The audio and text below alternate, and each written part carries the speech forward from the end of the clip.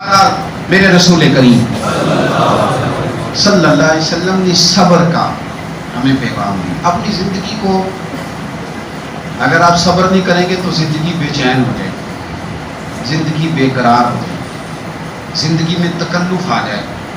زندگی کے اندر میں بہت سارے دوستوں کو دیکھتا ہوں کہ ایک مفت کی بے چینی, اپنا تعارف کرانے کی بے چینی, اپنا نام بنانے کی بے چینی, اپنا ظاہر کرنے کی بے چینی, اپنی کوئی کہانی سنانے کی بے چینی, یہ ساری بے چینیاں ہیں.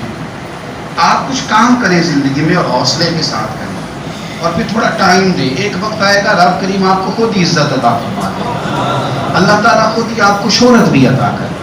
آپ کو کہیں منظور نظر ہونا ہے, فرنٹ سیٹ پہ آنا ہے تو ٹائم لگے گا. کچھ کر کے آئیں گے تو آپ کو بھی مزہ آئے گا, کچھ کر کے آئیں گے تو آپ کو پتہ چلے گا کہ نہیں میں کسی وجہ سے آیا ہوں. بلا وجہ آ جاؤ گے تو بلا وجہ جو کرسی مل جاتی ہے وہ بلا وجہ چھین بھی جاتی ہے, تو کسی وجہ سے ملتی ہے تو پھر اللہ تعالیٰ اسے دوام بھی دیتا ہے. اپنی زندگی میں حوصلہ, صبر.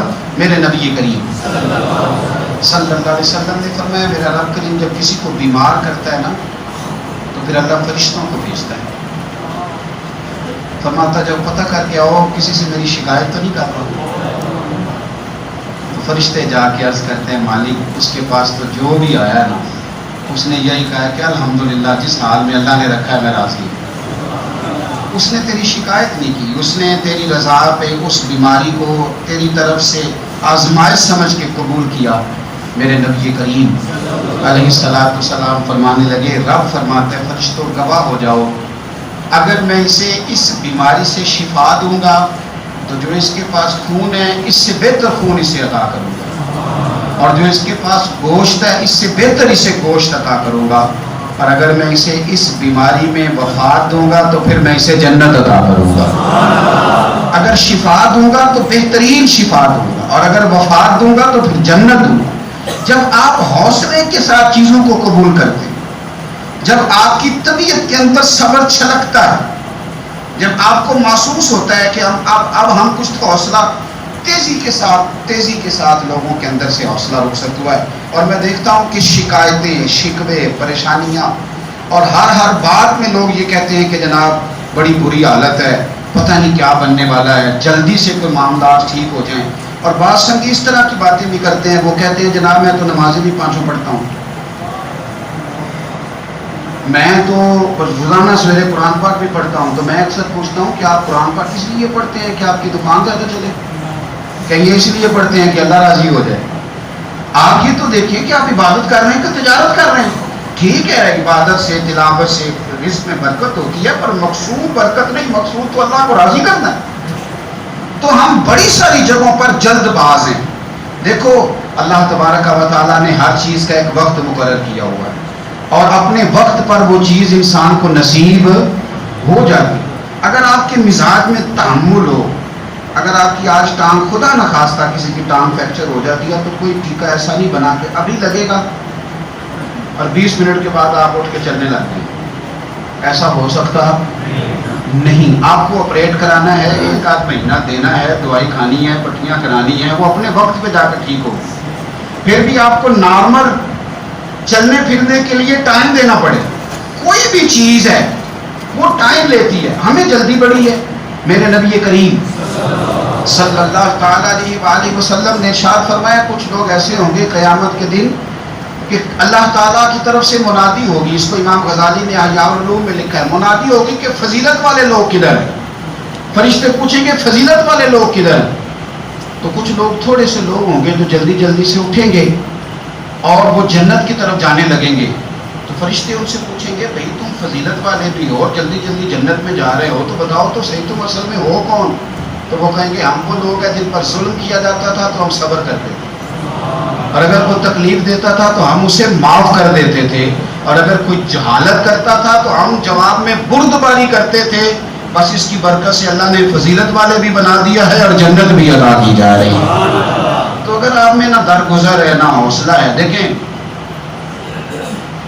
مفسرین کرام نے اور سیرت نگاروں نے ایک بحث چھیڑی ہے کہ اللہ تعالیٰ نے غلبہ فتح مکہ پہ غلبہ میرے نبی کریم علیہ السلام کو عطا فرمایا. مفسرین کہتے ہیں کہ بتاؤ اگر غلبہ اہل مکہ کو ہوتا تو پھر وہ کیا کرتے. اگر خدا نہ خواستہ ان کی طرف معاملہ آ جاتے تو کیا حال ہوتا. اب حضور آئے ہیں مکہ مکرمہ کے اندر فاتح بن. ایک دفعہ نا سکھ بھول جاتے ہیں, دکھ نہیں بھولتے. کسی کمرے سے آپ ڈر گئے ہو نا کسی وقت, آپ دوبارہ جب بھی اس کمرے میں جائیں وہ ایک چھوٹا سا خوف ضرور محسوس ہوتا ہے. کسی بندے نے تلخ بات کی ہو نا تو وہ پوری طرح بندہ اس کو بھلا نہیں سکتا, کبھی نہ کبھی وہ بات دوبارہ یاد, وہ بندہ سامنے آئے یا وہ مقام ہی سامنے آئے. تو اہل مکہ نے تو کوئی کسر نہیں چھوڑی تھی, قریش نے لاد کر دی تھی. اب سرکار گھوڑے پہ بیٹھے ہیں اور سارے ہاتھ باندھے سامنے کھڑے ہیں, تو ساری چیزیں میرے نبی پاک کے سامنے ہیں, لیکن ذرا میرے محبوب کا صبر دیکھو. پوچھا جا رہا ہے کہ یا رسول اللہ آپ کیا سلوک کریں گے, تو حضور نے کیا فرمایا؟ فرمایا وہ سلوک کروں گا جو جناب یوسف نے اپنے بھائیوں کے ساتھ کیا. حضرت یوسف نے کیا سلوک کیا تھا؟ جناب یوسف علیہ السلام کے بھائیوں نے تھپڑ بھی مارے, کنویں میں بھی پھینکا, بیچ بھی دیا. بڑا مشکل کام ہوتا ہے بک جانا. کسی شہزادے کی بولی لگے مصر کے بازار, اور یار اس درد کو سمجھو. کسی کے گھر کی بولی لگ رہی ہو تو عورتیں تڑپ اٹھتی ہیں. کسی کا جہیز کی اگر بولی لگ جائے تو کسی بندے کی بولی لگ رہی. اتنی تکلیف سے ہی حضرت یوسف نے اب بادشاہ بن گئے. قحط پڑ گیا سارے علاقوں میں. حضرت یوسف اللہ کے نبی تھے, انہیں پہلے سے خبر تھی قحط پڑے گا, انہوں نے غلہ جمع کر لیا. اب چوکیاں بنا دی, باہر سے لوگ آئیں گے مصر میں غلہ خریدنے. تو آپ نے فرمایا جو جس علاقے سے بھی آئے اسے پوچھنا کہاں سے آیا ہے اور کیا لے کے آیا. سونا لایا, چاندی لایا کہ کیش لایا, پوچھنا. لیکن فرمایا جب آئے نا کنان کے لوگ, بھائی بھائیاں دے ویری ہوندے پر بھائی بھائیاں دیاں باواں. اگر کنان کے لوگ آئے نا یعنی بھائی آئے, ان کو تو نہیں نا بتایا فوجیوں کو کہ بھائی ہیں. فرمایا اگر کنان والے آئے نا تو یہ پوچھ لینا کہاں سے آئے ہیں, اور اگر وہ کہیں کنان سے آئے تو پھر یہ نہ پوچھنا کیا لے کے آئے ہیں.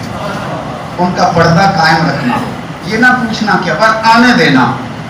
اور وہ آ گئے, ان سے پوچھا نہیں کسی نے. جب آ گئے تو حضرت یوسف نے بہانے سے بھائی بھی روک لیا, غلہ بھی زیادہ دیا, اور جو انہوں نے پیسے دیے تھے وہ بھی دوبارہ بوریوں میں ڈال دیے.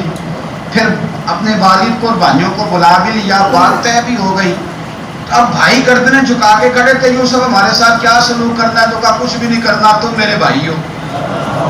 میرے رسول کریم صلی اللہ تعالی علیہ وآلہ وسلم نے فرمایا مکے والوں تمہارے ساتھ وہی سلوک کروں گا جو جناب یوسف نے اپنے بھائیوں کے ساتھ کیا. میرے بھائی تھوڑا صبر تو پیدا کرنا, حوصلہ پیدا کرنا.